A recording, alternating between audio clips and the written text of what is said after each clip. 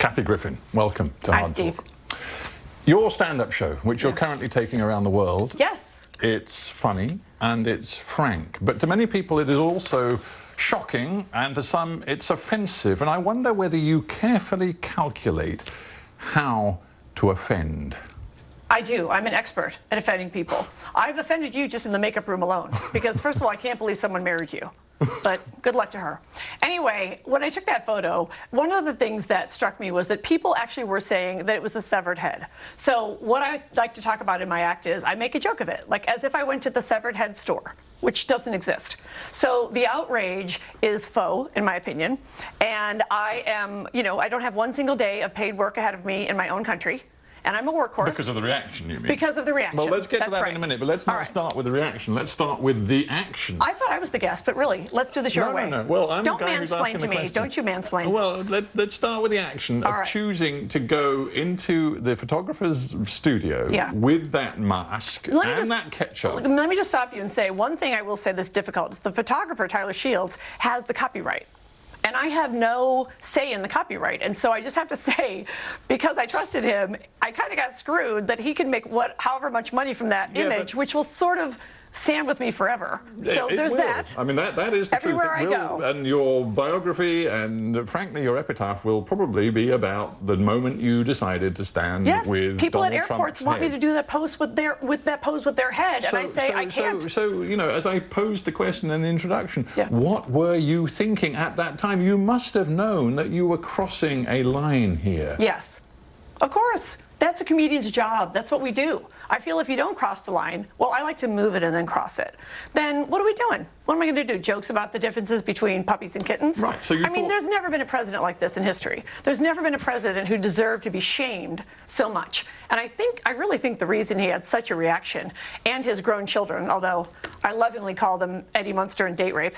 I don't know if they're fully formed human beings. Well, let's stick with your thinking, because as we tease out your career, I think it's important to understand how you make decisions. So there you are with Donald Trump's head, and you adopt a pose which, of course, is reminiscent of those jihadists, those so-called Islamic State fighters. Or Perseus and Medusa. Well, perhaps, but in our day... A lot of iconic imagery in comedy has been done with, there's a movie called Eight Heads in a Duffel Bag with David Spade. I believe there's a scene in Death Becomes Her where they roll Meryl Streep's head down a bowling alley. So this is all open for interpretation, but I want to be clear. None of this outrage would have happened if Donald Trump didn't get freaked out that a girl shamed him. That's what this is about. A girl shamed him. Well, yeah, but you had depicted the beheading of the commander-in-chief, and America has sensitivities about the security of its president, not without good reason. You had crossed so many lines, I can't even count them. So I just wonder, when you talk about not being confused and being clear about what you were doing, you then, after all of this reaction, issued an apology. So are you sorry or aren't you? I'm not sorry. I take the apology back 1,000%. And the reason I made the apology is that when the image went out, I really thought people would think it's just Kathy doing another shocking image. I've done many throughout my career, and I've said shocking things. When I won my first Emmy, I got in trouble because I said, "Suck it, Jesus, this award is my God now." And, the conservatives took ads out in the papers, and that's what they like to spend their time and money on. So, yes, I knew what I was doing, and the reason I apologize is my good friend Rosie O'Donnell, the preeminent expert, by the way, on being trolled by this fool, the accidental president, as I call it. He's been trolling her for 10 years. And so she said the words, "What if Daniel Pearl's mother saw this?" And then, of course... remind everybody, Daniel Pearl, of course, the American journalist who was beheaded in Pakistan. Yes. And so when she said that, I said, oh my gosh. And I said, look, I've never apologized for a joke, but I get it. Now, what I need to be clear about, though, is that, number one, the apology wasn't enough. The Trump psychos still came after me, and the president was thrilled to have something to distract the country away from the Russia investigation and all of his other improprieties, shall we say. So I'm very aware that I, like many other folks, have been used as a tool to distract from his actual incompetence. I also believe... So when you said I went too far, I apologize, I beg for forgiveness, that was all completely insincere. You were just worried about your career. No, it was sincere at the moment. No, I'm not worried about my career. I have 2 Emmys and a Grammy on the Guinness Book of World Records no, but for you writing saw and that your producing more bookings were drying out. stand-up comedy specials because of TMZ. Because there's a website called TMZ.com. Well, why report those in real time, though? Like, TMZ.com reported the cancellations of my American tour, 50 cities, in real time. Also, I want to point out, I've actually been to Iraq and Afghanistan. Has Donald Trump? I've performed in a war zone, and I've performed under mortar fire. So I know exactly what I'm doing, and I'm more of a patriot than he is on his weakest day. You seem to believe that Donald Trump has, in a way, organized a plot against you. I mean, you seem to be accusing him of being behind the Secret Service investigation, Department of Justice. The fact that you were briefly on a no-fly list. First of all, I'm still on the Interpol list. I was detained at Heathrow. I've been detained at every single airport on this tour. And you seriously think President Trump, sitting there in the White House, has time to say, oh, well, let's get Kathy Griffin? Are you not aware of this guy? Yes, this is what he does. He doesn't govern. He worries about me and Colin Kaepernick. Do you find Donald Trump funny? You know, I've known him for so long, and that's why I'm proud of this tour, because, you know, I've had this Trump material, honestly, just for like 20 years, because I've known this orange fool, the accidental president, I call him, for so long. But, you know, the Americans didn't really take him seriously. Like, this guy shows up to the opening of an envelope. So I've met him several times, and I was seated next to him one time at a 4-hour event, and he turned to me and he goes, so, you're a female comedian? And I said, yes, next thing you know, we're going to want to vote. It went right over his nest. He's an idiot. He's a moron. Don't give him any credence or credibility. Whether you like him or hate him, Donald Trump is a pretty extraordinary president. He is governing in a way that no individual has governed before. So what do you mean by extraordinary president? What do you mean by extraordinary president? Whether going on stage and slagging him off is actually comedy. Well, I have personal experience with him. So remember, my current show, it's not just jokes about Trump. You're coming to see someone who actually has had interactions with him. And the idea that now he's accidentally the president through cheating, gerrymandering, etc., is sort of comical to me. Now, it's frightening as a citizen, but as a comedian, yes, it's a goldmine. And I have personal quotes from him. One time when I was doing New Year's Eve on NBC before CNN, Carson Daly goes, he's like a throwaway. He goes, do you want to interview the Trumps? And I go, only Melania. Oh, that was heaven. You were fired by CNN. You used to do their New Year's Eve show with Anderson Cooper. For 10 years. Yes, 10 years, and now it's all over. Do you feel bitter about the way, not Trump or even the Secret Service and the FBI have treated your I just want to say, a 2-month taxpayer-funded investigation, which has never happened in the history of the United States. So if nothing else, respect the history of the fact that you're looking at the only woman, an American citizen, who the entire White House, Oval Office, family, Fox News, and the Department of Justice, and this is in Don Jr., Eddie Munster, in his words, we want to decimate Kathy Griffin. So it wasn't just ending my career. It wasn't just the death threats to my mother in her retirement village, to my sister as she was dying of cancer in the hospital. Yes, it's a campaign. It's all very well documented. Yeah, the fact that you lost your sister in the middle of all of this, and I know that... That's why I shaved my head. So I know I look like 11 from Stranger Things. You mean in solidarity with your sister? Yes, of course. Yes. So many of my death threats were, dear bald dyke, I wish you died of cancer instead of your sister. So this is like a daily thing. I mean, this does sound the most incredibly... It's unprecedented. ...painful moment when your sister's dying. Of course. And I just wonder why on earth you're now back on the road doing stand-up comedy, engaging with the very people, you know, whom you say tried to bring you down. You're still getting, I read it, the vile abuse on Twitter, because frankly, you still engage in Twitter. Not just on Twitter. Hang on, it's two-way. You engage in Twitter feuds, you loose off sort of... what comedians don't? Name one comedian who doesn't. Criticism of... No, but the point is, why do you want to play this game anymore? It's my life. They're playing with my life. He's trying to stop me from making a living. I want to be a case study, and I'm very clear. The reason I'm doing this tour is because I want younger women, younger people of color, younger LGBT folk. I don't want this to happen to anyone else again. Doesn't matter who the president is, doesn't matter what your party is. This shouldn't happen to an American citizen. So my point of doing this tour is, believe it or not, it's actually not about me. It's I want younger people to look and go, all right, if they couldn't take that old bird down, then they won't take me down. Because this should not happen to an American citizen. The death threats, are they continuing today? Yes. How do you handle them? I mean, do you take them seriously? Are they just water off a duck's back? How do you... To be honest, I'm all over the map. Like, I'll have days where I'm just in a ball crying, and then I'll have days where I'm just defiant, and then I'll have days where, I mean, there's one I actually read on stage, because it's so over the top. A lot of the Trump fans aren't into the grammar so much, and sometimes it gets so crazy it's actually funny. So that's what I'm enjoying about this tour is, you know, one thing I've done my whole life is, most comics will tell you this, is we like to take something dark or difficult and spin it until we can make it funny and relatable. So sometimes I just will read a death threat on stage and I'll make hopefully hilarious comments. And yeah, my show currently is different. It's different than my regular act because now it has a layer to it that it never did. And, you know, I got a standing ovation at the Sydney Opera House. And trust me, nobody in Hollywood cares one bit. Well, no, I suspect that's true because it seems to me you're now in this weird position where you're bringing in big crowds in big arenas around the world and you cannot get a gig in the United States of Correct. America. And no one will lift a finger. You're finished back home. We'll see. We'll see. You never know. Never say never.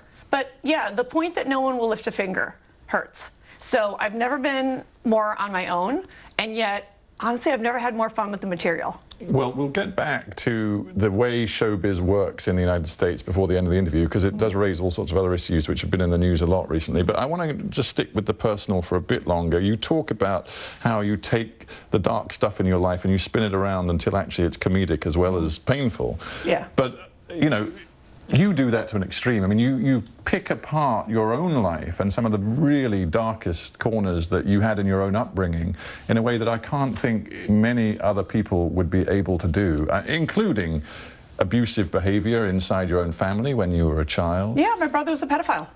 So when, you know, all this Harvey Weinstein stuff is going on, you know, I kind of know certain words and certain triggers, and I'm kind of aware of all that stuff. And, you know, I was sexually assaulted myself twice. And yes, I could be tweeting Me Too, but frankly, my narrative is a little bit more about being, it's about ageism and misogyny.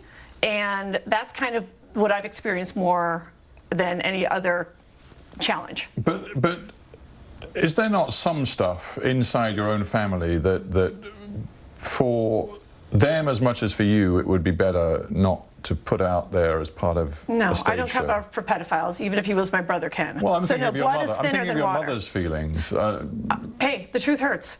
Like, you have a pedophile in your family? You think that doesn't affect you? So yeah, it colored my whole life. I mean, to be clear, he was never convicted. He was never convicted. He did go to prison for other offenses. But he would talk to me about it in a way that was unbelievable. So, you know, when you grow up like that, hearing things that really no child should hear, then it turned me into the type of comedian, the anti-Ellen, if you will, where obviously my kind of comedy is very sort of boundaryless and in your face. And I think that's why the folks who come to my show, I tend to get a majority, you know, forward-thinking people, people who, like I said, feel disenfranchised, people who can't be shocked. And honestly, I think that's why I'm doing well here overseas is I can't shock you people. Yeah, I know there are some novelists who find that there are certain things they can't write while their parents are still alive. Obviously that for you in your show has never been an issue. Does your mother come and watch your show? Oh yeah, but she'll only come see me in Los Angeles because she won't get on a plane anymore because she might get the runs. Look, that's how I was raised. She talks about getting the runs. Also, old people are very into that and they talk about their ailments a lot. I know all of her ailments. Is comedy, has it always been for you? Because you had a difficult upbringing and you've had a complicated life. Has it always been a form of therapy? Well, let me just be clear. My life now is much more difficult than my upbringing. Like, my upbringing was, I would say, almost typical for a comedian. But let me tell you, my journey through my 20s, 30s, 40s, and 50s, it's never been harder than now. Never. And that's why I'm speaking out more. Because the people who kept me down, especially the men, the Jeff Zuckers of the world, I mean, that SOB. You know, first of all, I do 4.5 hours last year on CNN. We get our highest ratings after 10 years. I'm not a CNN employee. All those people that hate CNN or whatever, I work there one night a year. Yeah. So what do I get for it? I get fired. You got fired? Yeah. Here's what I see as a paradox in your life. Oh, you should see what happened when I tried to get a raise. Well, I dare say many people watching this will have been there themselves, so we But can I all just relate want to women that. to know, like when Sheryl Sandberg says lean in, Yeah. in my case, I fell on my face and broke my nose. So good for her. I leaned in and I got a bloody face for it. Why do you continue clearly to have this drive and ambition to make it in showbiz? And you have made it. You've won 2 Emmys, but you know you're really hurt And now. I have a You're- big fancy you house. are You so should see burned it. up by the fact CNN have fired you, and you No, clearly. I'm burned up. But the tour is what really hurts. But the CNN let me thing. finish the question. You hate showbiz in so many ways. Why? How dare you? I love it. No, well, look, why then enamored. have you've I'm talked enamored about a with it. business that has, over time, it has encouraged, or if not forced you to get cosmetic surgery, Yeah. to get so sick with different forms of losing weight because of a particular way they want women to look Right. on 2 screen. nose jobs, all that stuff. Yeah. You took speed to lose weight. I love you going back to the speed because that's just funny. Like I took speed back in the day where it was called speckled eggs, and I don't even know if they make those anymore. But yes, when I was like 19 working in a shop, I took speed to try to be thin because I had so many agents say, if you were thinner and you weren't so ugly, you might work. And I believed it at that age.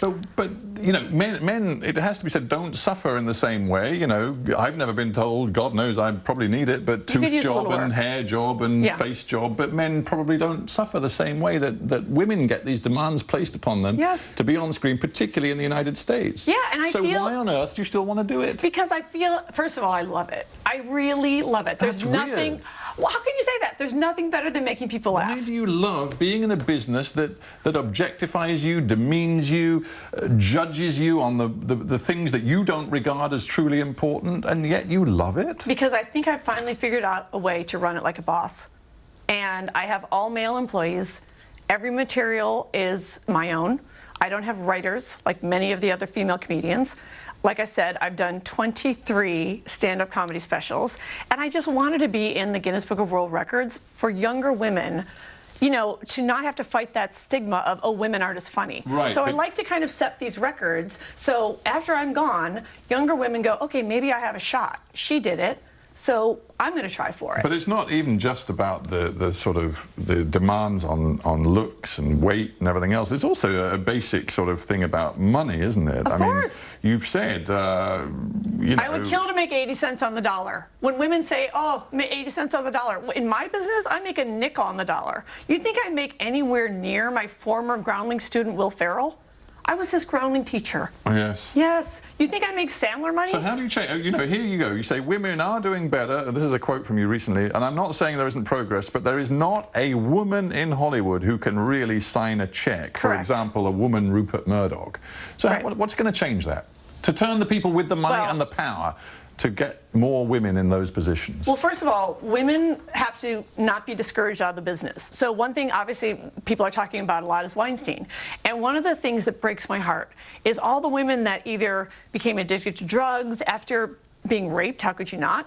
Or just left the business, how could you not? So one thing I want to do is I just want to stay in it. You know, I'm not going to let them win. And luckily, like I said, when I do the Vicar in Dublin or when I do the Palladium, it's like 2 hours, sometimes I go longer, and I can just breathe.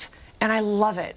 And whether I'm not a snob about comedy. I don't care if it's a funny commercial. I don't care if it's a funny sitcom. I've done them all. I've done a reality show. I've done a talk show. Any opportunity to make people laugh, I really cherish and I love. But you say, I'm not going to let them win, and yet in this conversation, we've already acknowledged that right now your career in America is effectively over. You're not getting the live gigs, you're not getting the TV work. Do you even want to be in America anymore?